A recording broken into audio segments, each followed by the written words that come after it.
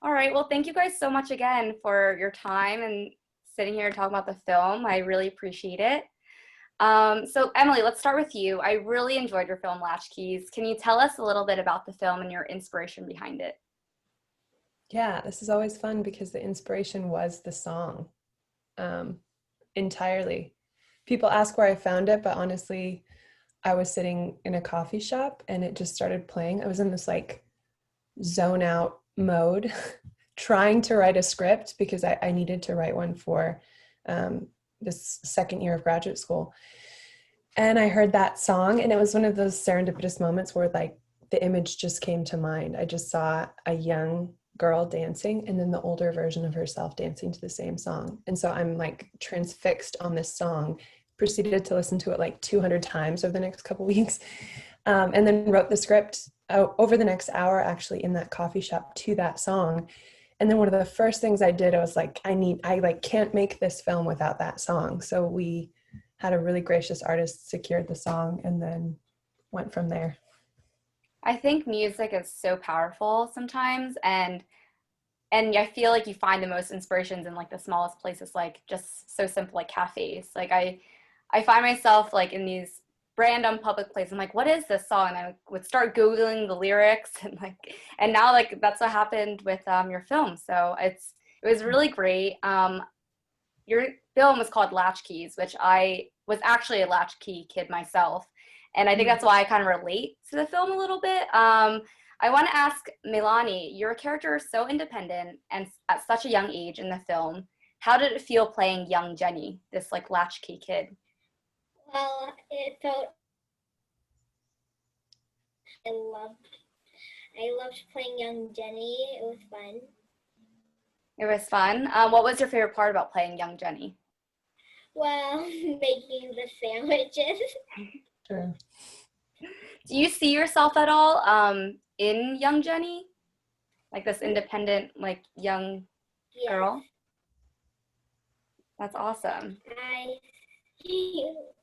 I see myself reading by myself, drawing, and yes, I see myself in Jenny.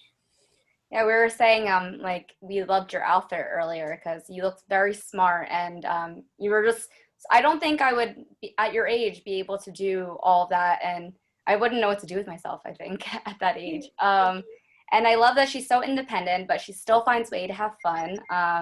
We were talking about like the skirt, the rainbow skirt that you had. SunHee, you're the adult Jenny, and like fast forward to the future, your character is still very much independent, but you see her in kind of like a mature light. How did it feel playing adult Jenny in the film? I think it was really wonderful. Emily is so lovely as a director. She gave me a lot of freedom to just bring a lot of myself to the character. It was a lot of exploring and finding the moments on set, and I think that's one of my favorite ways to work because you just get to explore and play until you find where the character needs to go. So it was really wonderful to build it together. And she still likes some of the same things, like her after school snack that young Jenny was saying. Did you have a favorite after school snack as a kid? Ooh, I'm a snacker just in general. So I just generally enjoy snacks. Let me think about that. Well, we Maybe can go ahead, sorry. yeah, I mean anything. So I'm a big cheese person. So anything cheese related, even if it's like cheese flavored. So like Cheetos, Goldfish, those are all good. But the sandwich was surprisingly delicious. I was a bit of a skeptic, but then once I ate it, it's actually really good. I recommend people try it out. I was gonna ask. I would second that. It's so good. I was gonna ask because I was like, well, how is like it was like lettuce, butter, and jam on bread. I've never had that before. Well, how did you like it, Meilani? I loved it. I still eat it now. I love that. What was kind of like why did you choose that specific snack, Emily? Yeah, this goes back to another massive inspiration for the film. So it was inspired really by the song, but then the story itself was inspired by my best friend who both of you guys got to meet on set. And actually, in that climactic dance scene, SunHee was wearing my best friend's jeans in that Oh, It moment. was. Yeah, it was a great moment because I wrote this script in a lot of ways just coming out of what I'd learned in my friendship with this friend. She was Korean American, born and raised in Oahu. Spent a lot of time with her and her family, and we did a lot of talking over the course of writing the script, and it was just really something I wanted to give in a way, like as a gift to her, to capture part of her childhood. And so the sandwich moment came from a moment she had just moved to California about a month before I wrote this script. And when she moved here, she was telling me this story that the day she left Oahu, her mom was really sad, was like, let's have a last breakfast together. So comes in and wakes her up before they're going to the airport. She comes out to breakfast, but her mom hadn't shopped. So she's like, well, we're just going to have toast. And so they're sitting down to eat toast and jam, and her mom's like looking around and puts lettuce all over her jam and butter sandwich. And my friend Senna was like, ew, mom, like that's disgusting. And her mom like defiantly lifts it and is like, this is so good. And the moment just stuck with me. It was one of those moments you hear about and you're like, that's cinematic. That's something a like independent person would do and then would stand behind for all their worth. So made its way And into the show. it's memorable, you know, and I like how you guys explained it like later on that that she never really liked peanut butter, so this was kind of just, you know, her like go-to. What about you, Meilani? Like, do you have a favorite snack that you like now? Yes. It's it's called Sakura Drops. I like Japanese candy. Okay. Mm. Is it kind of like sweet and savory, or Sour and sweet. nice? I I think like that's go hard ahead. candies too. Yeah, that's my favorite too. I usually go more of like the sour, like gummies, everything, more than chocolate. But and I also wanted to say, like I was saying as like a latchkey kid, they served us like chocolate milk and like Doritos, and it was so weird at the time, but you know, I guess it was good. I don't know. um, so I wanted to talk a little bit more about the film. The film is so simple yet impactful. Emily, what do you want people to know when they watch this film? I was talking to someone recently who put it better. I think it's great to give your films to other people to view because then they can tell you a little better than yourself sometimes what your film is. And they just said it's a simple, sweet story of optimism amidst loneliness. And that really encapsulated everything I was trying to do. Because just in witnessing even my friend's life, there's a sense that like loneliness doesn't have to create just these negative outcomes in our lives. There's something about loneliness that can also just become solitude, where we really are able to cultivate something in that and to maintain our hopefulness, to maintain our expressiveness. And that's what really drew me to this character as I was discovering her and discovering my best friend's life in it. This is someone who in solitude actually has been able to hold on to this part of her that's really expressive and really beautiful. And I didn't know, but it would be really, would become really apt this year. As I've spent a ton of time alone, and a lot of us have. It's so interesting. I've come back to this and thought, wow, this was sort of prescient because here's this person alone all the time that's able to hold on to something, and I need that. So I think that stands out to me is the optimism amidst loneliness or solitude. I was reading a little bit about the synopsis, and I think that's a powerful message as well. And like, who would have known that this year we would have experienced a little bit of loneliness? Maybe some people experience a little bit more togetherness, like with their family, because they're just like all like busy and everything. But that's what I really like about the film as well, because it's a weird time, but it's so simple, and I think people would find like happiness in this film, which is really nice for people to experience, especially during this difficult time. And did you face any challenges while filming this at all, Emily? Absolutely. Always. It wouldn't be what it is, I think, without those challenges. We ended up actually, there was a scene I had planned that we lost, that we cut out. and this goes back to what SunHee was sharing earlier about being able to collaborate on set a bit.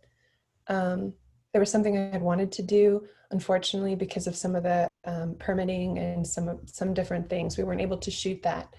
But it gave room for this scene that's actually one of my favorite. And it's the moment that SunHee gets to call her father later in the film.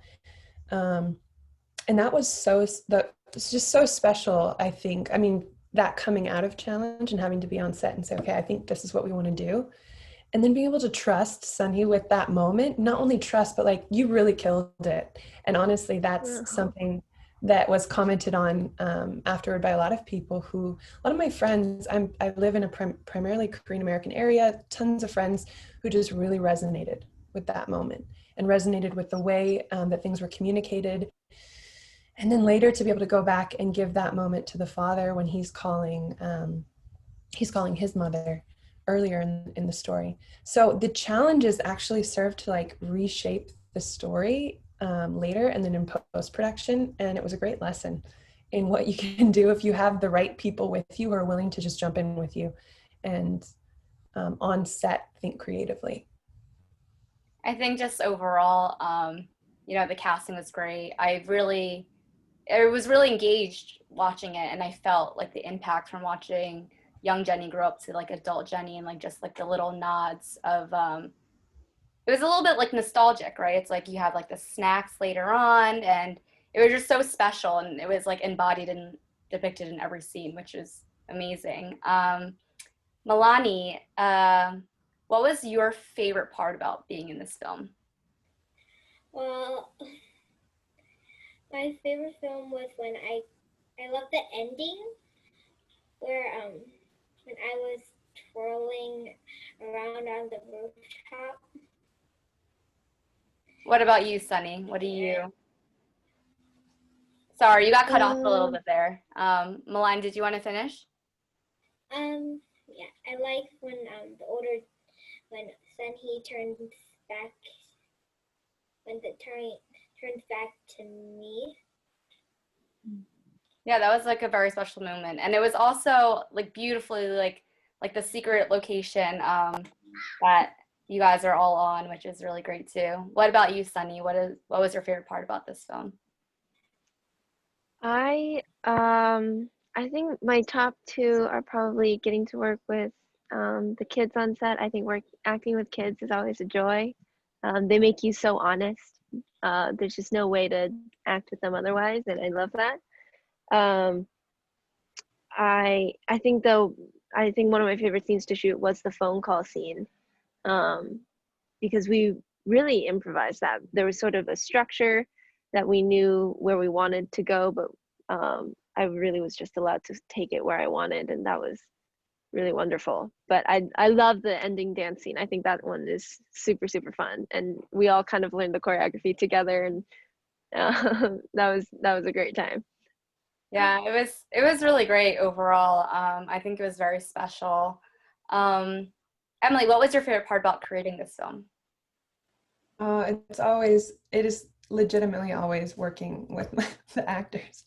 I think I started loving film because I wanted to act. And so it's like this way to be proximate that's so much fun because I don't know, it keeps me honest too as a storyteller to really be able to open up my own story to people who are coming to create with me. And it was interesting, Meilani, when you walked in the room, we already mentioned this before this discussion, but when Meilani walked in the room, I knew that someone had to come to these auditions who already was Jenny. I didn't want someone to be like performing Jenny. And I saw all these other girls come in and it was just a no right away. And then Meilani walked in the room and I was like, well, that's done. Like, I'm so glad. Now I know within 30 seconds, because here, she is Jenny. And then from there, just being able to even inform how I was going to shoot that and how I was going to interpret that character because I'd met her. And then the same was true of SunHee. There was a process there and I was like, oh no, this, like, they have to match in the feeling I get from both of them. And then that was really what sealed it, is like both of these women have like an internal like buoyant expressiveness that is just so contagious, and that really matched. And so then it was just so much fun, honestly, to work with them. And you see it on screen, like the dynamic between both of the characters is just, it definitely makes you a little bit emotional. And there's just a lot of different meanings that people I feel like can relate to. And also congrats on being selected for multiple film festivals. Like what kind of reactions are you receiving from this film? You know what, like my one goal, because this is like something I wanted to treat with reverence, because I didn't grow up as a latchkey kid, and I needed all throughout the script writing process to work really closely with friends to try to tell a story that was true to them.